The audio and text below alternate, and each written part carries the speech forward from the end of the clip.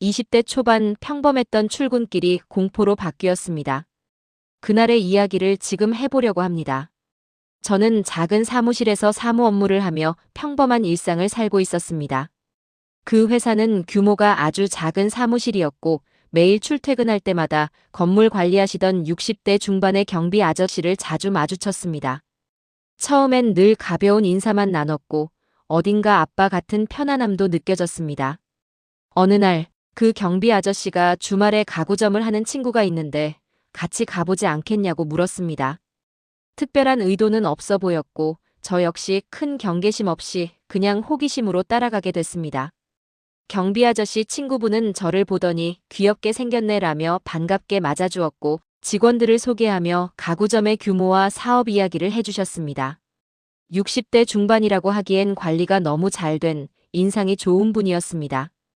그 순간 이런 생각이 들었습니다.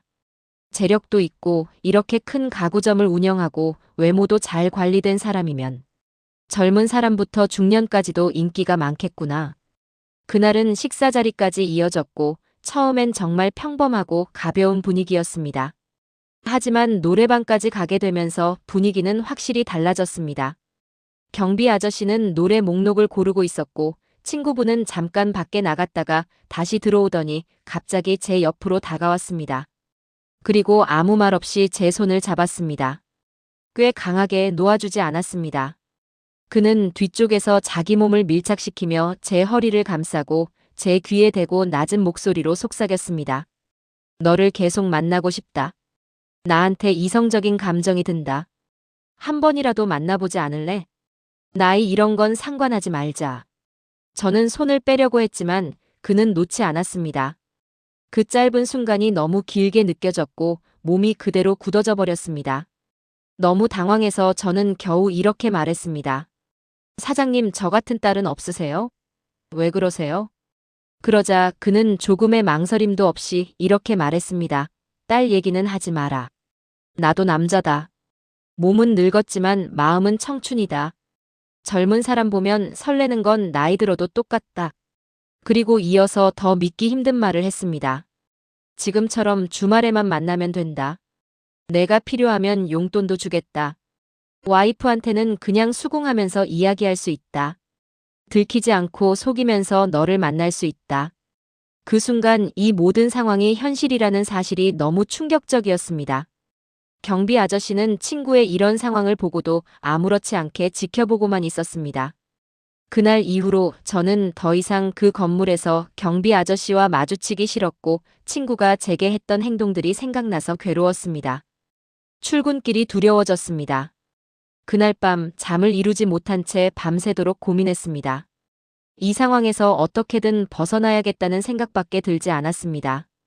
결국 저는 이 상황을 탈출하고 싶다는 마음으로 회사의 개인적인 사정으로 퇴사를 하겠다고 이야기했고 그렇게 회사를 나오게 됐습니다.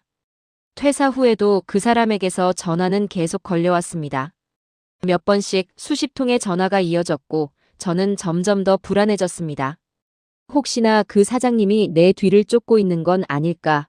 어디선가 나를 지켜보고 있는 건 아닐까? 갑자기 찾아와 해코지를 하지는 않을까? 그런 생각들이 머릿속을 떠나지 않았습니다.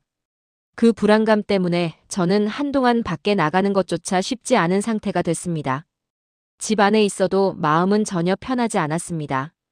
신고를 해야 하나, 누군가에게 도움을 청해야 하나 수없이 고민했지만 그때의 저는 아무에게도 말하지 못했습니다.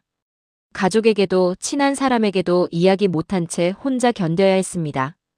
그리고 이야기를 지금 유튜브를 통해 처음으로 꺼내게 됐습니다. 사실 솔직히 말하면 그 순간 사장님의 재력에 마음이 아주 잠깐 흔들렸던 것도 사실입니다. 왜냐하면 저는 그때 정말 간신히 생활을 꾸려가고 있었거든요. 하지만 순간의 판단은 평생을 따라옵니다. TV를 보면 불륜 이야기가 너무 쉽게 소비됩니다. 마치 흔한 일처럼 보이기도 합니다. 하지만 막상 그 상황이 내 삶에 직접 놓이게 되면 그 무게는 전혀 다릅니다. 나는 믿고 싶습니다. 그때처럼 상황을 정확히 인지하고 정신을 붙잡고 대처한다면 나는 절대 그런 선택을 하지 않을 거라고요. 그리고 이 영상을 보고 있는 누군가가 비슷한 상황에 놓여 있다면 꼭 말해주고 싶습니다. 망설이지 말고 그 자리에서 벗어나세요. 빠져나오는 게 지는 게 아닙니다. 그건 스스로를 지키는 선택입니다. 이 이야기는 누군가를 비난하기 위한 것도 자극을 주기 위한 것도 아닙니다. 현실에서 실제로 일어난 일이고 누구에게나 닥칠 수 있는 일이라는 걸 말하고 싶었습니다. 혹시 저와 같은 경험을 했거나 비슷한 상황을 겪어본 분들이 계시다면 혼자만 가지고 있지 말고 댓글로 함께 이야기해 주셔도 좋겠습니다. 이 영상에 조금이라도 공감이 되셨다면 좋아요와 구독으로 응원해 주세요. 오늘 제 이야기를 끝까지 들어주셔서 정말 감사합니다.